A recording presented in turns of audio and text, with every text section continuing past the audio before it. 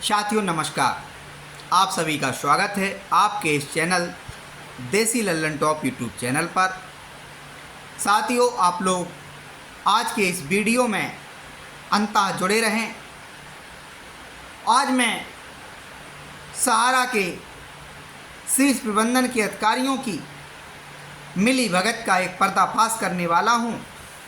कैसे शासन में बैठे हुए, प्रशासन में बैठे हुए लोगों पर इनका प्रभाव है और भारतीय जनता पार्टी की सरकार उत्तर प्रदेश में योगी आदित्यनाथ के नेतृत्व में चल रही है और वो विश्लेषण कर रहे हैं यूपी में हार का कारण क्या है। या तो उन तक हमारा ये वीडियो नहीं पहुंच पा रहा है और या उनके जो निजी सलाहकार हैं उनको सही जानकारी नहीं दे रहे हैं कि उत्तर प्रदेश में उनका हार का कारण क्या है।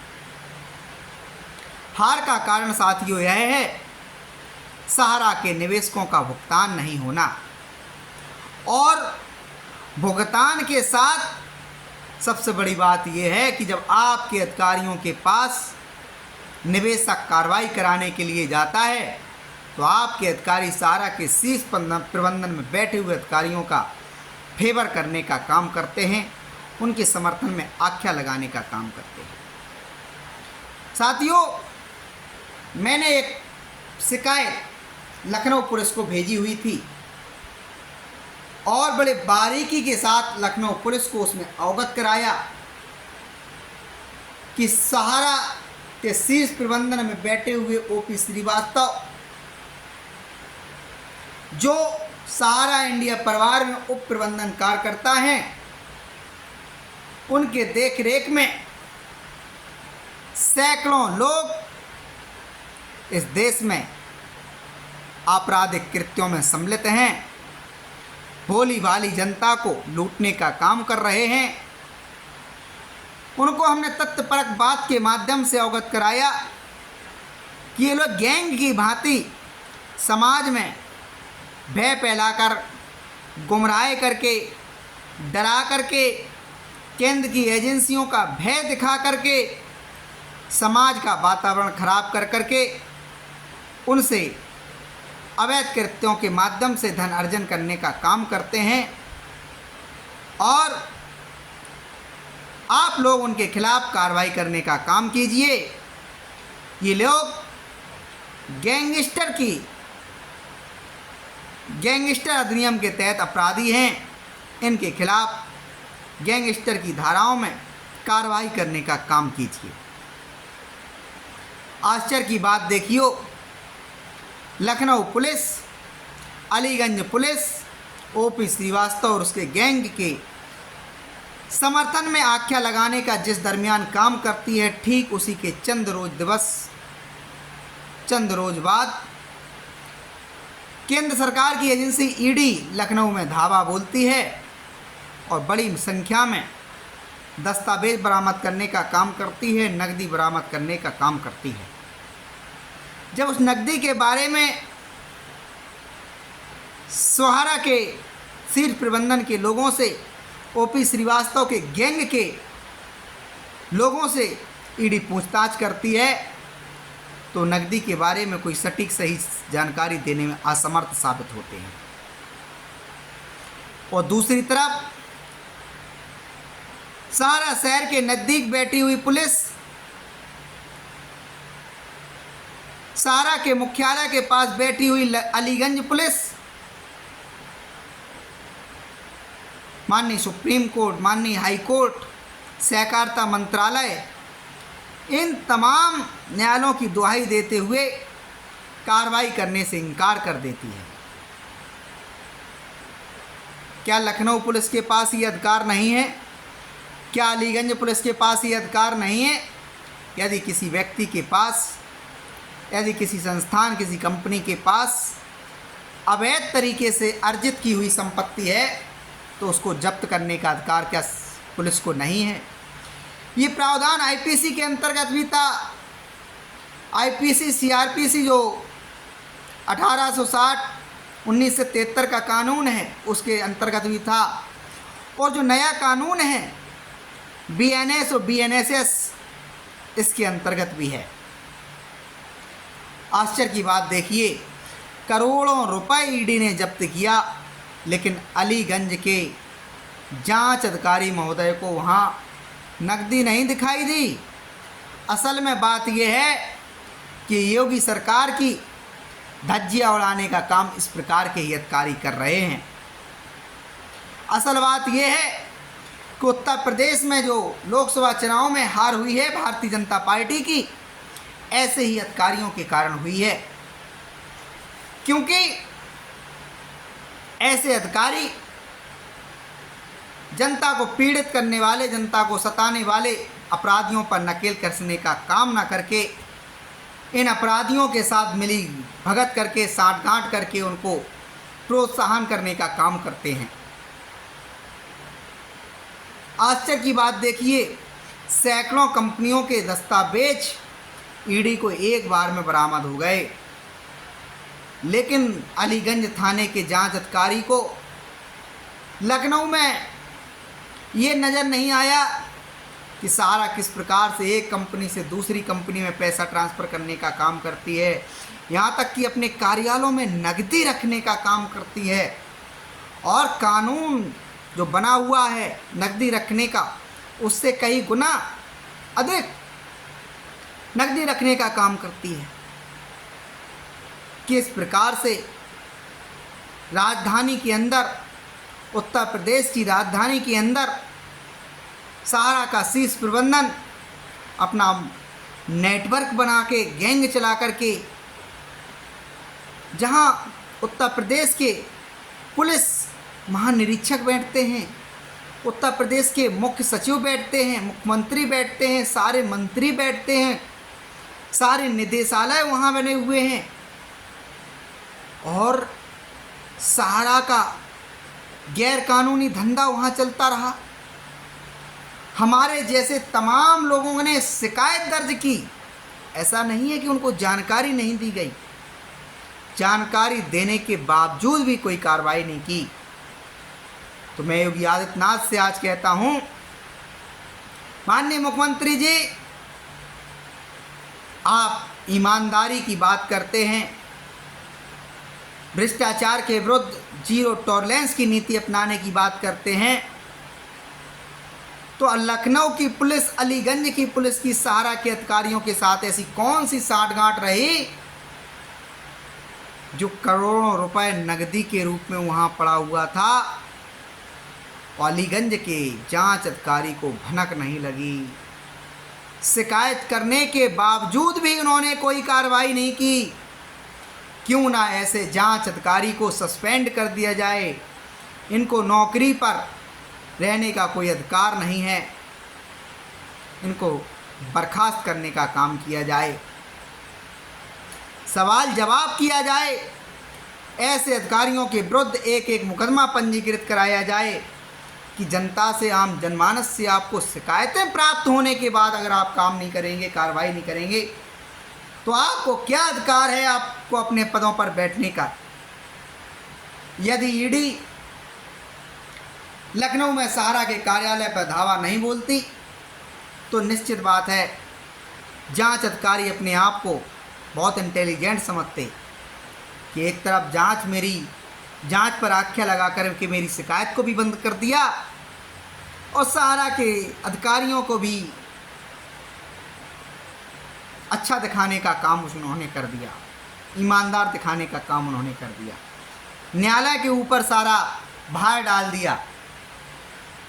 अरे सहारा के शीर्ष प्रबंधन के बैठे हुए लोगों, तुम कितना भी लोगों को मैनेज कर लो, शासन प्रशासन में बैठे हुए लोगों को तुम चाहें जितना अपने सम्मुख दिखाने का प्रयास कर लो, ध्यान रखो निवेशक जाग गया है, छुपने के लिए धरती में जगह नहीं बचेगी। कानून तुमको सजा दे ना दे, लेकिन पूरे विश्व की जो सरकार है, ऊपर वाले की सरकार, पूरे विश्व में तुमको छुपने के लिए जगह नहीं देगी। ध्यान रखना इस बात को। साथियों, हमारा ये वीडियो उन लखनऊ के पुलिस वालों तक ज़रूर पहुंचाने का काम करें जिनको हमने चेताया, जिनको हमने शिकायत भेजी और उन्होंने कार्रवाई नहीं की। और सबसे बड़ी बात मुझे ये लगती है कि चंद रोज बाद ईडी वहां पहुंच करके करोड़ों रुपए की जब्ती कर लेती है। इसका मतलब होता है कि आपने थाने में बैठ करके सहारा की लीगल टीम के सदस्यों के कहने पर आपने सहारा के शीर्ष प्रबंधन के अधिकारियों का सहयोग करके शिकायत पर कोई कार्रवाई नहीं की। थाने में बैठ करके आपने आख्या लगा दी। ना ही आप सहारा गए, ना ही सहारा शहर गए, ना ही सहारा के दफ्तरों में गए। यदि गए होते तो आपको भी फर्जी दस्तावेज बरामद हुए होते, करेंसी बरामद हुई होती, तमाम गैर कानूनी कृत्यों पर आपकी नज़र पड़ी होती। क्योंकि आपने तो चश्मा पहन रखा है। क्यों पहन रखा है ये भी बताना आपकी जवाबदेही बनती है। मैं लखनऊ के जिलाधिकारी महोदय से कहना चाहूँगा कि गैंगस्टर अधिनियम में जो कार्रवाई होती है, आपकी सलाह, आपकी परमिशन, आपके हस्ताक्षर पे होती है। अभी भी वक्त है, जाइए सहारा शहर के एक एक अधिकारी की इंक्वायरी कीजिए, एक एक दस्तावेज की जांच कीजिए। किस प्रकार से नकदी के माध्यम से धन आया, किस प्रकार से अवैध तरीके से निवेशकों को धमकाया, डराया, भय फैलाया, गुमराह किया, इसकी जांच पड़ताल कीजिए। केंद्र सरकार के खिलाफ सहारा के शीर्ष प्रबंधन के अधिकारियों ने डराने का, धमकाने का काम किया कि नहीं किया, पूरा देश का निवेशक और एजेंट और कार्यकर्ता जानता है।